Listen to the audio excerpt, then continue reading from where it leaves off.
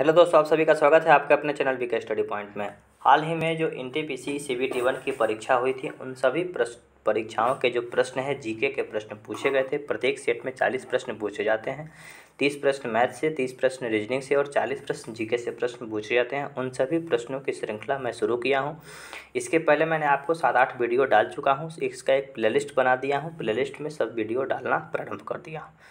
इसके पहले वाले जितने भी प्रश्न हैं, मैं प्रश्नों का चर्चा कर चुका हूं। आइए आने वाले समय, आज का जो प्रश्न है 4 जनवरी 2021 सेकंड शिफ्ट, हाल ही में प्रकाशित एक पुस्तक है जो एसपीडी की पुस्तक है। उसमें पूरा 3400 प्रश्नों की श्रृंखला दी गई है। 3400 प्रश्नों का श्रृंखला आप सबों के साथ में प्रस्तुत करूँगा।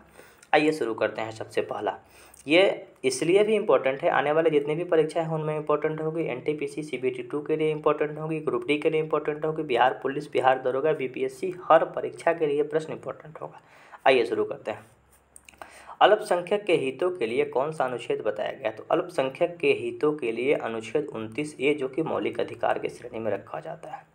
अलीगढ़ मुस्लिम यूनिवर्सिटी की स्थापना, तो अलीगढ़ मुस्लिम यूनिवर्सिटी की स्थापना सर सैयद अहमद खान के द्वारा किया गया था। भारत का दक्षिणतम बिंदु, तो भारत का दक्षिणतम बिंदु इंदिरा पॉइंट है। जामा मस्जिद का निर्माण तो शाहजहां के द्वारा शुरू किया गया था 1656 में। 1650 से बनाना शुरू हुआ, 1656 में बना के कंप्लीट हुआ जामा मस्जिद, जो कि दिल्ली में है। सांभर झील कहाँ पे स्थित है? तो सांभर झील राजस्थान में स्थित है। चींटी का डंक में कौन सा अम्ल होता है? तो चींटी का जो डंक मारता है, चींटी जब काटता है तो फर्मिक अम्ल छोड़ता है, फर्मिक अम्ल मिलता है। 2011 के जनगणना के अनुसार भारत का लिंगानुपात कितना है? तो भारत का लिंगानुपात 943:943 है। न्यूटन के प्रथम गति नियम को क्या कहा जाता है? तो न्यूटन के प्रथम गति नियम से जड़त्व को कहा जाता है। जड़त्व का सबसे पहले खोज यहाँ पे मैं आपको बता दूं कि न्यूटन के गति के 3 नियम हैं। प्रथम गति नियम, सेकंड और थर्ड। तो प्रथम गति नियम से जड़त्व का नियम भी कहा जाता है। जड़त्व की परिभाषा प्रथम गति नियम से मिलती है। तीसरा गति नियम क्रिया के प्रति विपरीत प्रतिक्रिया होती है और सेकंड गति नियम से बल का व्यंजक प्राप्त होता है। न्यूटन के तीसरे गति के नियम से रॉकेट चलता है। संवेग के सिद्धांत पे बंदूक की गोली चलाई जाती है। अलग अलग तरह का उदाहरण है, जो कि प्रश्न मिलते जाएगा, मैं आपको अलग तरीका से बताते जाऊंगा। भौतिकी में किसे 2 बार नोबेल पुरस्कार मिला? तो जॉन बॉर्डन को मिला है, जो कब? तो 1956 में और 1972 में, जिनको भौतिकी में 2 बार मिला है। बुलंद दरवाजा को अकबर ने किस विजय के बाद बनाया था? तो गुजरात विजय के बाद अकबर ने गुजरात को जब जीत लिया था, तो उसके बाद बुलंद दरवाजा को बनाया था। यूनिसेफ का मुख्यालय, तो यूनिसेफ का मुख्यालय कहाँ पे है? यूनिसेफ का मुख्यालय जो है ना, न्यूयॉर्क में स्थित है। और यूनिसेफ की स्थापना जो कब हुई थी? ये 11 दिसंबर 1946 ईस्वी को यूनिसेफ किया। यूनिसेफ का मुख्यालय न्यूयॉर्क, इसकी स्थापना 11 दिसंबर 1946। प्रोजेक्ट टाइगर को बचाने के लिए प्रोजेक्ट टाइगर 1973 में लॉन्च कर दी गई थी। वायरलेस टेक्नोलॉजी ब्लूटूथ का आविष्कार किसने किया? तो जॉब हॉटसन, जो कि मैं अभी आप लोगों के लिए जो वीडियो बना रहा हूँ, वो ब्लूटूथ का ही एक अलग तरह का माइक है और ब्लूटूथ के सहारे मैं आपको बता रहा हूँ। तो जॉब हॉटसन साहब के प्रयासों से मैं आज आप सबों के साथ ब्लूटूथ के माध्यम से जुड़ा हूं। और याद रखिएगा कि ब्लूटूथ का आविष्कार जॉब हॉटसन है। भारत में अंतर्देशीय जलमार्ग की लंबाई, जो समुद्री मार्ग, जो अंतर्देशीय जलमार्ग की जो लंबाई है 14,500 किलोमीटर है। पहली बार भारत में रेल कब चलाई गई थी? तो पहली बार भारत में रेल 16 अप्रैल 1853 को मुंबई से थाने के बीच में 34 किलोमीटर चलाई गई थी।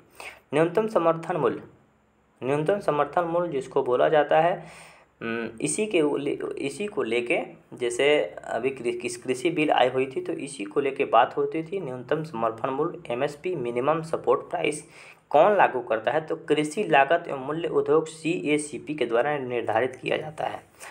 भारत में ब्रिटिश ईस्ट इंडिया कंपनी का पहला प्रेसिडेंसी कौन सा स्थापित हुआ? तो ब्रिटिश ईस्ट इंडिया कंपनी का पहला प्रेसिडेंसी सूरत प्रेसिडेंसी हुआ। दूसरा वंदे भारत एक्सप्रेस कहाँ से कहाँ तक चलाई गई थी? तो दूसरा वंदे भारत एक्सप्रेस दिल्ली से कटरा, जो कि जम्मू कश्मीर तक चलाई गई थी। पंडित रामाबाई का संबंध किस क्षेत्र से है? तो पंडित रामाबाई का संबंध कवियत्री से है। तो संस्कृत की कवियत्री थी पंडित रामाबाई। संयुक्त राष्ट्र सुरक्षा परिषद के अस्थायी सदस्यों का कार्यकाल कितने वर्षों का होता है? तो पिछले वीडियो में मैंने बताया था कि अस्थायी सदस्यों की संख्या 10 होती है। इनका कार्यकाल 2 वर्षों का होता है। भारत वर्तमान में अस्थायी सदस्य है। और अस्थायी सदस्य जो है, परमानेंट मेंबर की संख्या 5 होती है और नॉन परमानेंट की संख्या 10 होती है। 2 वर्षों का इनका कार्यकाल होता है। आईएसपी का फुल फॉर्म क्या होता है? तो इंटरनेट सर्विस प्रोवाइडर। एनटीपीसी में एक खासियत है कि हर सेट में एक जो फुल फॉर्म है पूछा जाता है, जिस सिलेबस में भी है। तो internet service provider ISP.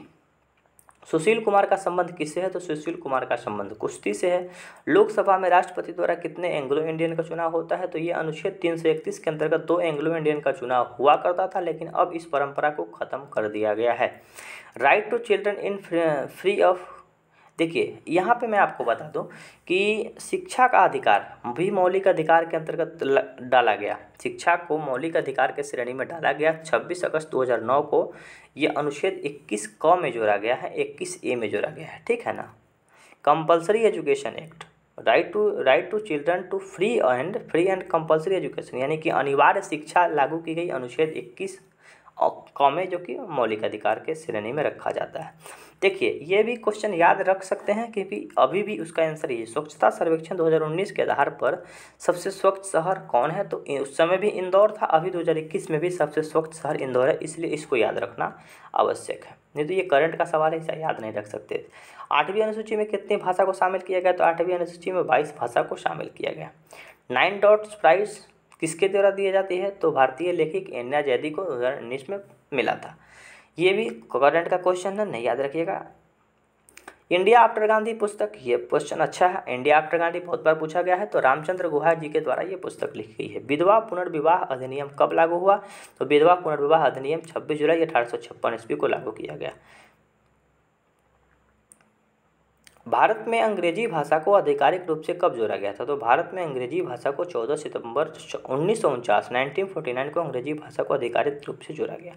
Bharat में कुल कितने परमाणु रिएक्टर है? तो भारत में कुल 22 परमाणु रिएक्टर है। सबसे पहला तारापुर महाराष्ट्र में परमाणु रिएक्टर, भारत में कुल कितने परमाणु रिएक्टर है? तो 22 परमाणु रिएक्टर है। जीसैट 30 किस प्रकार का उपग्रह है? तो जियो सैटेलाइट है, ये संचार उपग्रह है, संचार के लिए काम करता है, नेटवर्क के लिए काम करता है। आयरन, गोल्ड, सिल्वर और डायमंड में से कौन सा अलग है? तो डायमंड अलग है और सभी धातु के अंतर्गत आती है। आयरन यानी लोहा, सोना और चांदी ये सब धातु है, लेकिन डायमंड एक अलग, इसको अलग तरीक़ा से रखा जाता है। कौन सा एक वसा का उत्तक है? तो एपिडोज उत्तक, जो कि वसा का उत्तक है। ऑक्सीजन, फ्लोरीन, नाइट्रोजन और आर्गन में से अक्रिय गैस कौन है? तो आर्गन जो है अक्रिय गैस के अंतर्गत रखा जाता है, इनर्ट गैस है। श्वेत क्रांति का जनक बर्गिज कुरियन। श्वेत क्रांति का संबंध दुग्ध उत्पादन से है, इसका प्रणेता बर्गिज कुरियन को माना जाता है। जो अमूल जो कंपनी है, दूध का कंपनी है, वो स्थापना किए थे गुजरात में। श्वेत क्रांति दूध से संबंधित है, हरित क्रांति खाद्यान्न से संबंधित है, और लाल क्रांति टमाटर और मांस से संबंधित है। अलग अलग क्रांति है, कभी मिलेगा फिर हम लोग चर्चा करेंगे। धन्यवाद, फिर मिलते हैं अगले वीडियो में।